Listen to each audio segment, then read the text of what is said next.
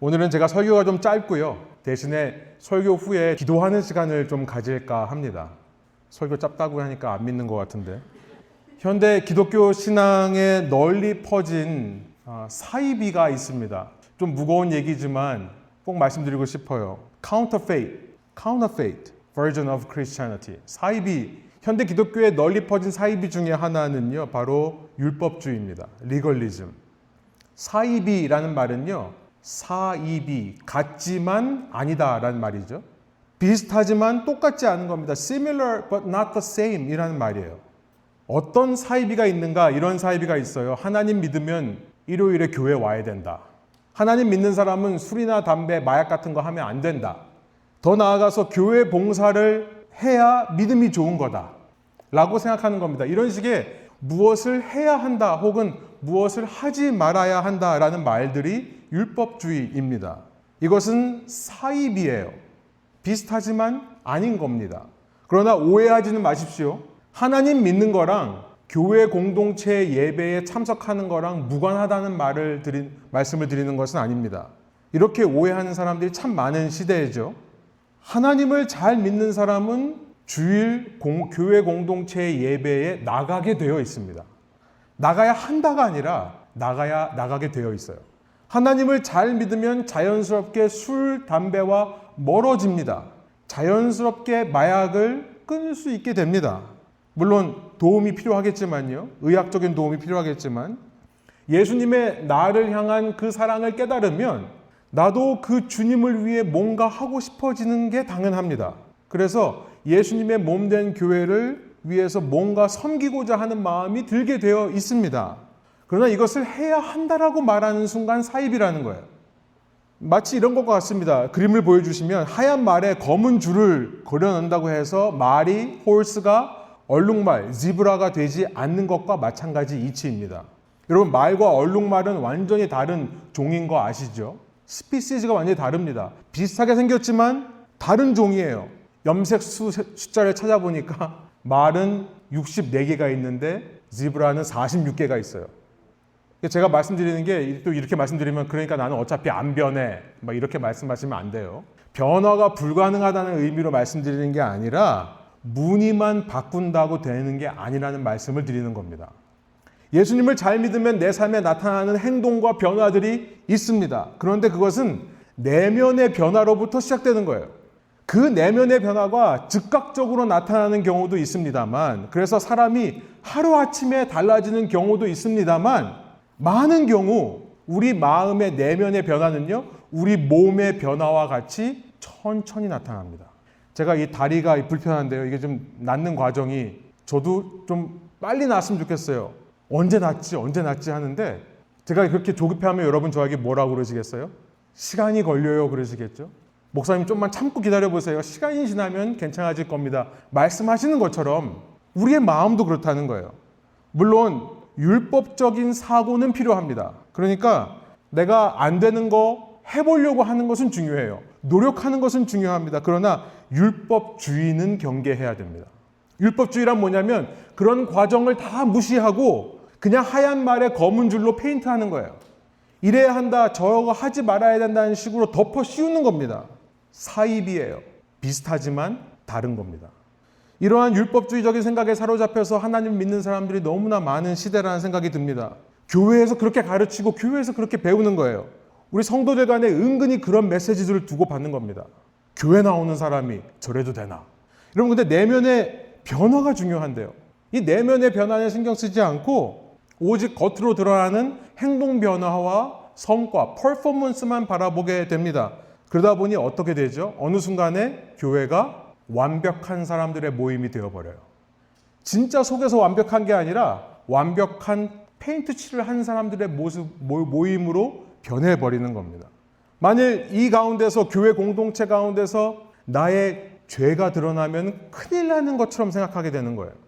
내 안에 있는 미성숙함과 부족함이 드러나면 결코 안 되는 공동체가 되어버린 겁니다. 그러니 서로 수용하지를 않습니다. 수용할 수가 없어요. 말은 수용이라고 하지만 당신이 내가 원하는 결과를 보여야지만 내가 받아주겠다는 식으로 바뀔 수밖에 없어요. 그러니 서로 수용이 아닌 포장하기에 바쁘어지는 겁니다. 교회가요. 저는 목회자로서 이런 현대의 교회의 문화와 분위기가 너무나 걱정스럽습니다. 왜냐하면 이거는 참된 교회의 모습이 아니기 때문에 그래요.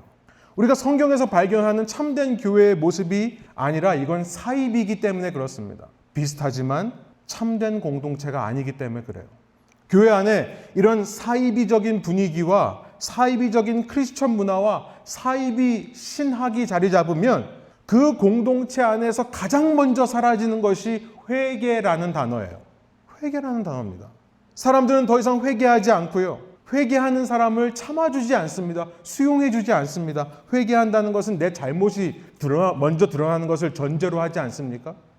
회개란 우리의 죄를 전제로 하는 겁니다. 그런데 율법주의가 주장하고 있는 공동체에서는 죄가 드러나면 안 돼요. 나의 부족함이 드러나면 안 돼요. 그러니 회개한다는 것은 초신자나 믿음 약한 사람이나 하는 거지 신앙생활 오래 한 사람이면 회개하면 안 된다라는 생각을 하게 되는 거죠. 신앙의 연수가 쌓이고 쌓일수록 회개하지를 않는 겁니다. 그러니 구원의 길을 더 이상 걸어가지 못하고 낙오되는 겁니다. 좋은 번연의 철로 역정이 그 얘기를 하죠.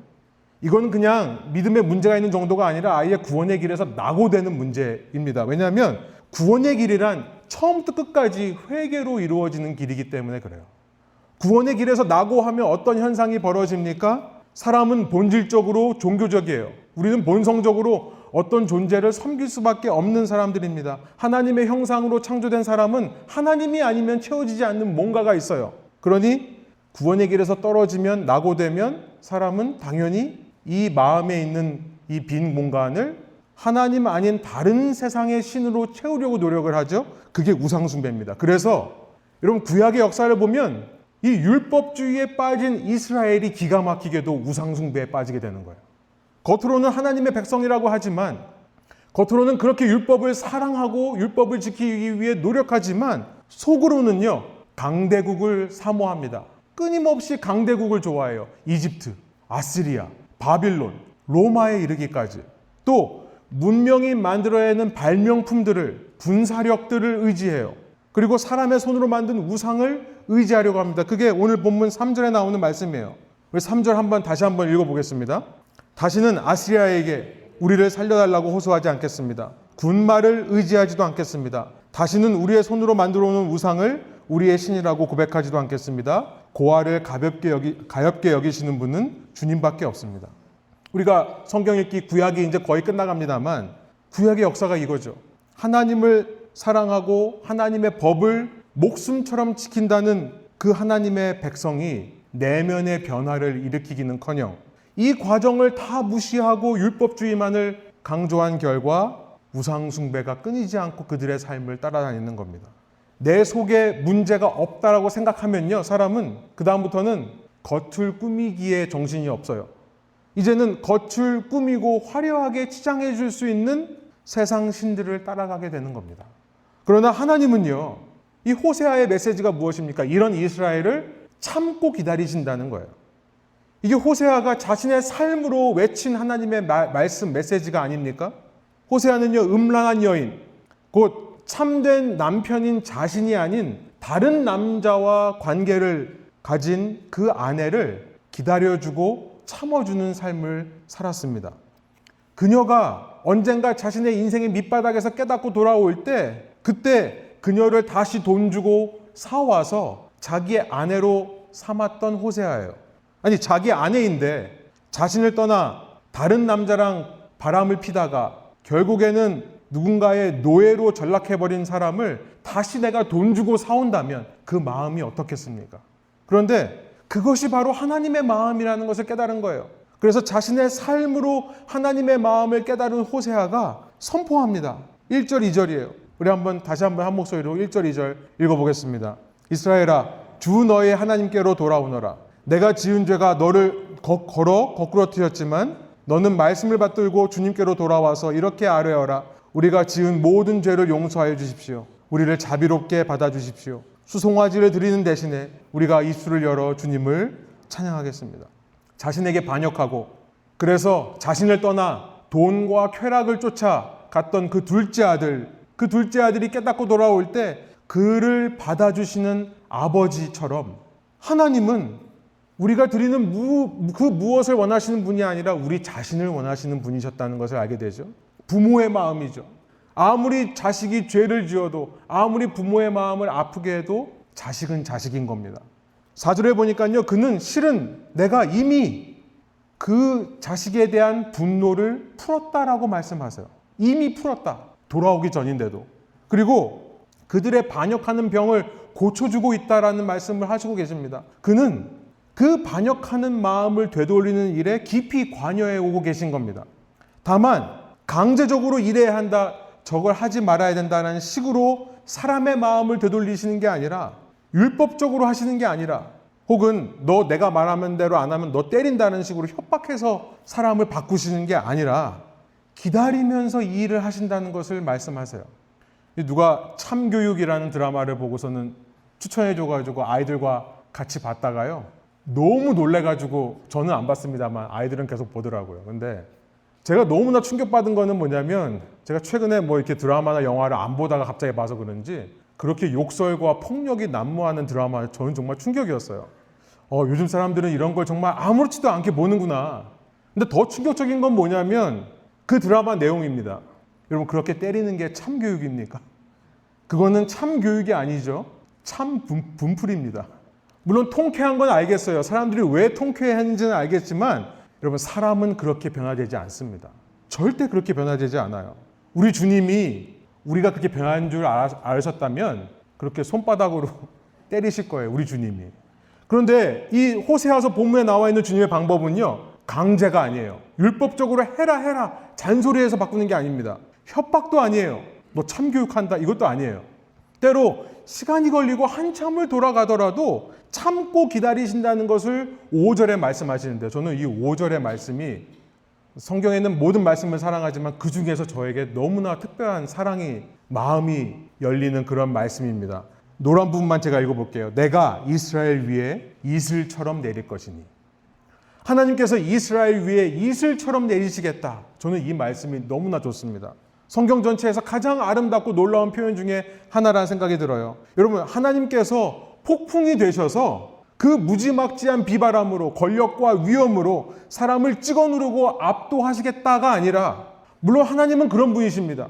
폭풍보다도 더 두려운 존재예요. 더 위대하고 놀라우신 분이십니다. 그런데 그렇게 두렵고 위대하신 하나님께서 이스라엘 백성에게 뭐처럼 내릴 거라고요? 이슬처럼 내리실 거라고 말씀을 하신다는 거예요.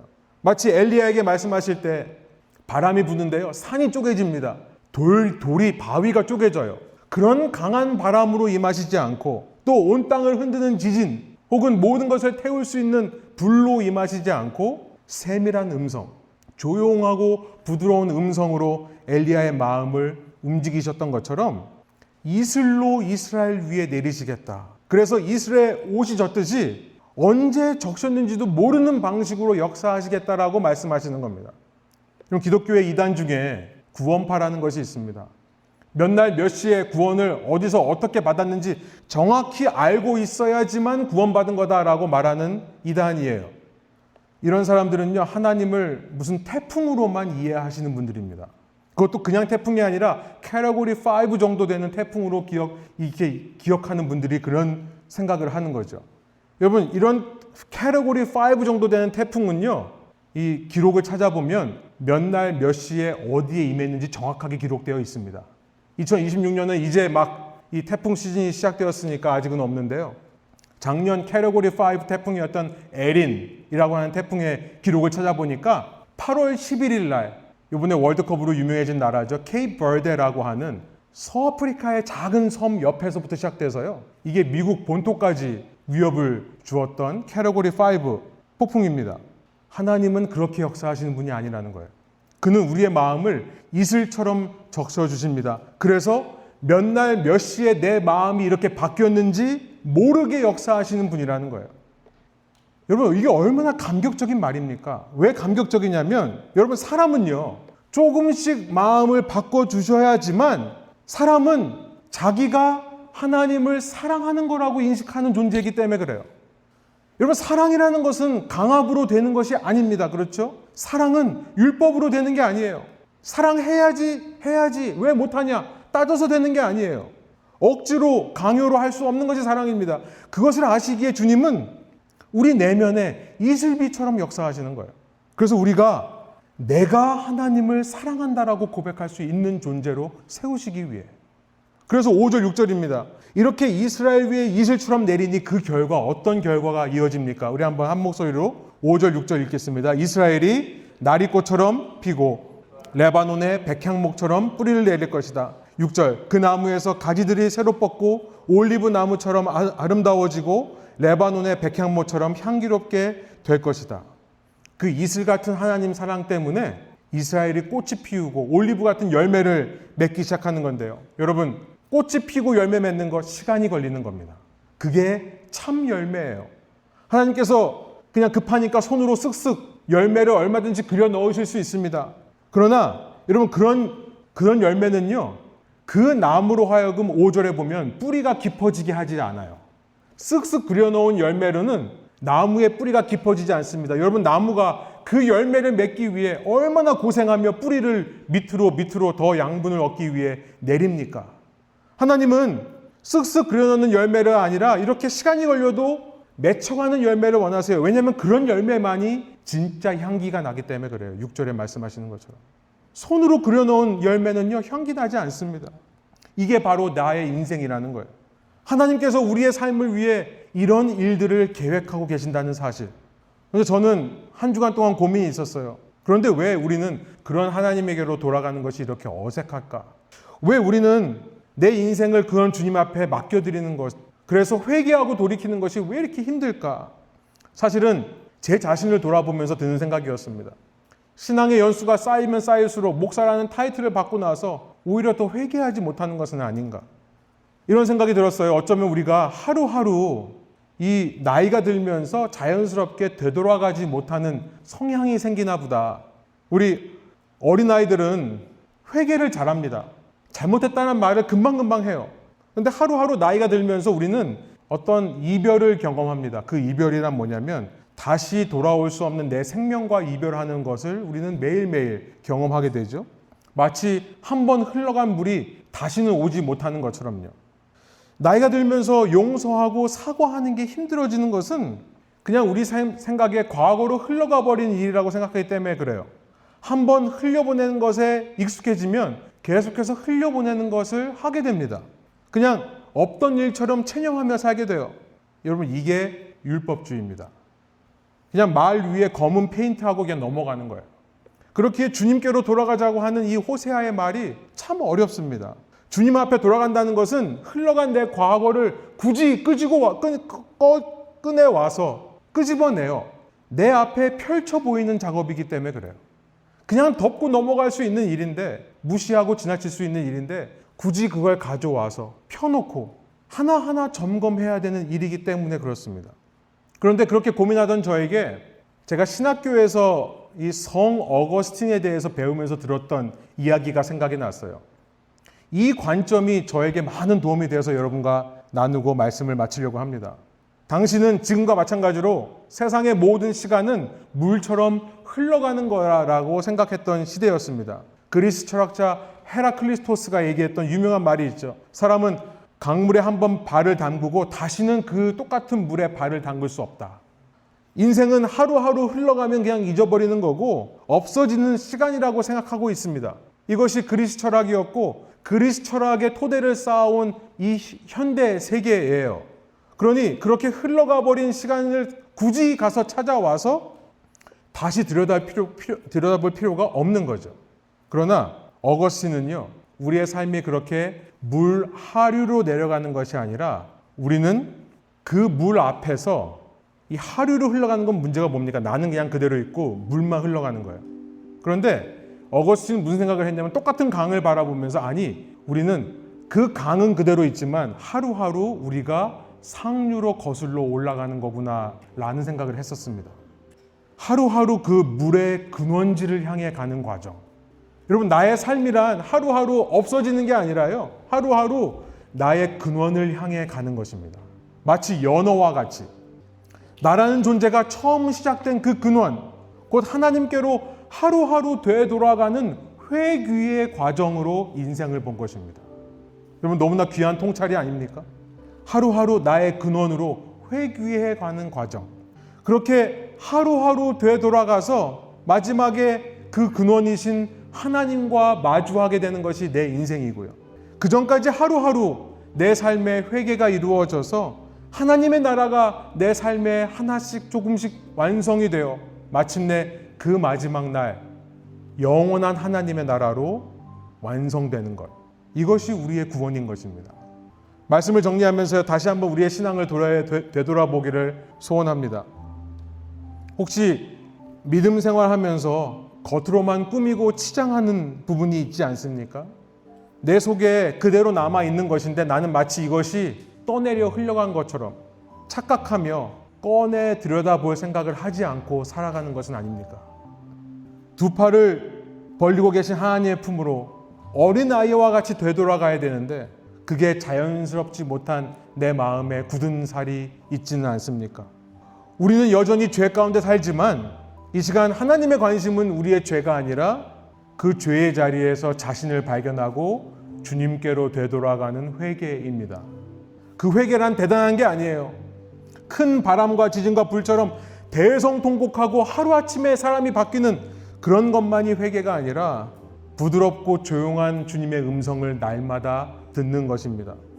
아침 이슬에 온 운동화가 젖고 바지까지 젖듯이 조금씩 내 내면이 변하는 거예요. 여기에 우리의 소망이 있는 겁니다. 이것이 교회를 참 교회 되게 합니다. 모든 가식과 위선이 사라지게 합니다. 페인트 칠을 해서 변화를 꾸며내는 게 아니라 실제로 내면으로부터 변화가 시작됩니다. 오직 그것만이 뿌리를 깊이 내리는 일이고 오직 그것만이 내 인생에 참된 주님을 닮은 향기가 진동하게 되는 결과인 것입니다. 주 내 하나님께 돌아오라. 주 내 하나님께 돌아오라. 오늘 우리가요 새로운 찬양을 한 곡 들을 건데요. 여러분 이 찬양을 듣는 중에 이미 나를 용서하셨고 이미 나를 두 팔 벌려 기다리시는 하나님, 나의 마음속에 이 반역하는 병을 조금씩 이슬처럼 적셔주며 바꿔주시면서 나로 하여금 열매 맺도록, 나로 하여금 뿌리 내리며 향기 나도록 돕고 계신 나의 근원이신 주님께로 내 마음이 한 번 더 돌아가게 되는 시간이 되기를 원합니다.